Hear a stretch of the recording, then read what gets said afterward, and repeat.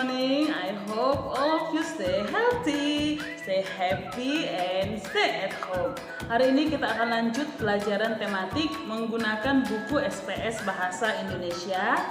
SPS Bahasa Indonesia ya. Jadi siapkan dulu buku SPS Bahasa Indonesianya dan kamu buka halaman 16. Hari ini kita akan membahas tentang wawancara. Yang pertama yang akan kita pelajari adalah pengertian wawancara, yang kedua adalah tujuan wawancara, yang ketiga ciri-ciri wawancara, dan yang terakhir adalah langkah-langkah melakukan wawancara. Oke, sudah siap semuanya untuk mulai belajar? Kita masuk materi yang pertama yaitu pengertian wawancara. Wawancara adalah kegiatan tanya jawab yang dilakukan oleh penanya atau pewawancara dengan narasumber. Jadi, ada yang bertanya itu disebut pewawancara dan yang memberikan jawaban itu disebut narasumber. Tujuan wawancara. Tujuan wawancara adalah untuk memperoleh informasi. Informasi ini diperoleh dari narasumber. Jadi narasumber itu adalah orang yang mengetahui tentang topik wawancara. Jadi kalau kamu ingin mengetahui tentang kesehatan, kamu bisa mewawancarai seorang dokter. Kalau kamu ingin mengetahui tentang pendidikan, kamu bisa mewawancarai seorang guru. Jadi narasumber itu harus tahu topik wawancara itu. Yang selanjutnya, ciri-ciri wawancara. Yang pertama, ada pewawancara dan ada narasumber. Jadi ada yang bertanya, ada yang menjawab. Yang kedua itu dilakukan secara bertatap muka. Kalau bertatap muka berarti dilakukan secara langsung. Yang ketiga dilakukan untuk mengumpulkan fakta dan data. Jadi ini benar, bukan hayalan tapi benar, akurat. Untuk melakukan wawancara, ada beberapa cara yang harus dilakukan agar wawancara berjalan dengan baik dan lancar. Cara-cara tersebut dilakukan: 1. Sebelum melakukan wawancara, yang kedua ketika sedang melakukan wawancara, dan yang terakhir adalah setelah melakukan wawancara. Yang pertama, sebelum melakukan wawancara. Kamu bisa lihat buku kamu halaman 21. Yang pertama, kamu harus tentukan tema dan narasumber wawancara tersebut. Seperti yang teacher jelaskan sebelumnya, tema dan narasumber itu harus berhubungan. Kalau tema kamu itu tentang masakan, berarti narasumber kamu itu adalah orang yang mengerti tentang masakan, yaitu koki. Jika tema kamu itu tentang pendidikan, narasumber kamu itu adalah orang yang mengerti tentang pendidikan. Itu bisa guru, bisa juga orang tua kamu jika mereka mengerti tentang pendidikan. Jika kamu ingin mengetahui tentang kesehatan, narasumber kamu itu adalah orang yang mengerti tentang kesehatan, yaitu seorang dokter.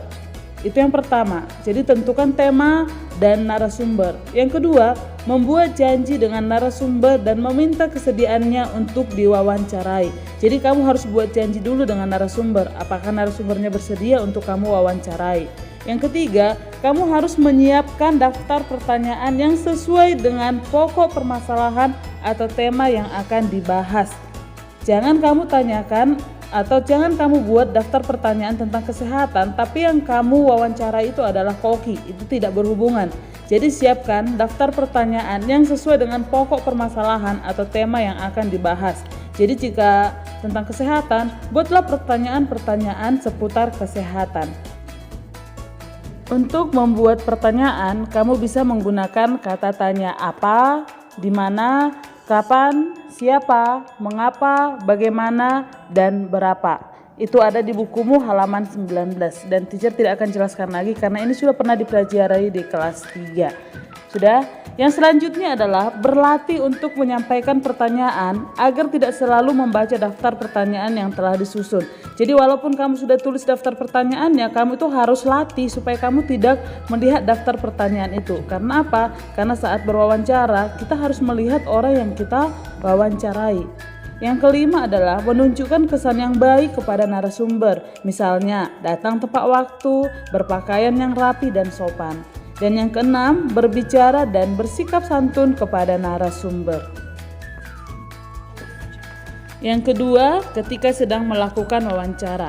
Yang pertama adalah membawa alat tulis, buku catatan, atau alat perekam saat melakukan wawancara. Yang kedua, memperkenalkan diri kepada narasumber. Kamu kenalkan nama kamu siapa, untuk apa kamu melakukan wawancara. Itu untuk yang ketiga ya, sampaikan tujuan wawancara kepada narasumber. Yang keempat, memulai wawancara dengan pertanyaan yang ringan atau yang mudah. Sapalah narasumber dan tanyakan pertanyaan pembuka seperti kabar narasumber, kesibukannya saat ini, dan yang lain sebagainya.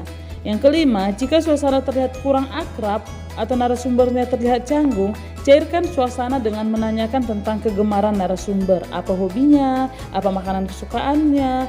Itu adalah hal-hal yang ringan ya. Yang keenam, mendengarkan pendapat dan informasi yang disampaikan narasumber secara seksama. Yang ketujuh, tidak menyela atau memotong pembicaraan narasumber agar keterangan tidak terputus. Yang kedelapan, menghindari pertanyaan yang berbelit-belit, yang menyinggung dan yang menyudutkan narasumber. Yang kesembilan, mencatat jawaban yang dianggap penting dan sesuai dengan pertanyaan yang diajukan. Yang ketiga yang harus kamu perhatikan yaitu setelah melakukan wawancara. Ada hal-hal yang harus kamu perhatikan setelah melakukan wawancara. Yang pertama adalah kamu harus mengucapkan terima kasih kepada narasumber atas kesediaan waktunya dan informasi yang diberikan. Yang kedua, menyampaikan permohonan maaf jika selama wawancara ada hal-hal yang kurang berkenan di hati narasumber. Dan yang ketiga adalah mohon diri atau pamit kepada narasumber. Dalam melakukan wawancara sebaiknya menggunakan bahasa yang baik dan benar. Salah satu ciri bahasa yang baik dan benar adalah menggunakan kata baku. Kata baku merupakan kata yang cara pengucapan dan penulisannya sesuai dengan kaidah-kaidah standar atau kaidah yang telah dibakukan.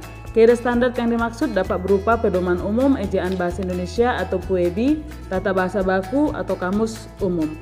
Contoh kata tidak baku adalah metoda, bakunya metode, analisa, analisis, sintesa, sintesis, apotik, apotek, dan masih banyak yang lainnya. Selanjutnya, membuat laporan hasil wawancara. Dalam sebuah laporan wawancara ada 7 hal atau bagian yang harus ada, yaitu sebagai berikut. Yang pertama, latar belakang wawancara. Yang kedua, tujuan wawancara. Yang ketiga, topik wawancara. Yang keempat, waktu dan tempat wawancara. Yang kelima, nama pewawancara dan narasumber. Yang keenam, hasil wawancara. Yang ketujuh adalah kesimpulan wawancara. Untuk contohnya, kamu bisa lihat buku kamu halaman 26 sampai 27.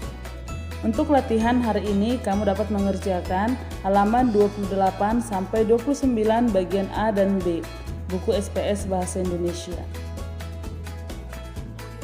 Demikian pembelajaran kita hari ini. Sampai ketemu di pertemuan selanjutnya. God bless you.